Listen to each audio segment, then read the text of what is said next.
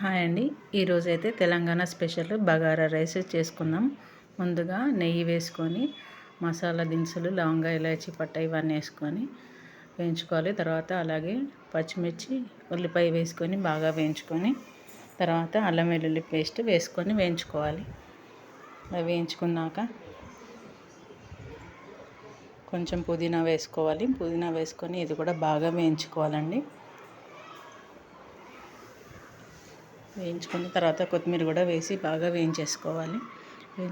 Telangana style bagara రైస్లో carrot ఇవన్నీ వేసుకోరు. నార్మల్గా వెజిటేబుల్ బగారా రైస్లో వేసుకుంటారు. అలాగే వేయించుకున్నాక వాటర్ పోసుకోవాలండి. మనం బియ్యం ఎంత తీసుకున్నామో దానికి సరిపడి వాటర్ వేసుకోవాలి. తర్వాత ధనియా పొడి, గరం మసాలా, ఉప్పు వేసుకొని మరిగించుకోవాలి. మరిగించుకున్నాక ఇలా మరుగుతున్నప్పుడు నానబెట్టిన బియ్యాన్ని వేసుకోవాలి.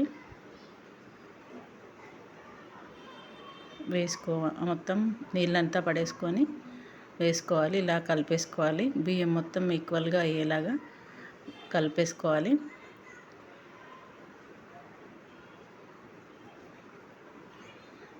కలిపేసుకొని మూత పెట్టేసుకొని బియ్యం అది ఉడికేలాగా చూసుకోవాలి. ఇలా ఉడుకుతుంది కదా బియ్యాన్ని మళ్ళీ ఒకసారి కలిపేసుకోవాలండి. హై ఫ్లేమ్లోనే పెట్టి ఉడికించుకోవాలి. బియ్యం ఇలా దగ్గరకు వచ్చాక ఇలా స్టవ్ సిమ్ చేసి దమ్కి ఇవ్వాలండి. దమ్కి ఇచ్చేసాక bagara rice Telangana bagara rice ready అవుతుంది. మీకు నచ్చినట్లయితే లైక్ చేయండి, సబ్స్క్రైబ్ చేయండి. Thank you.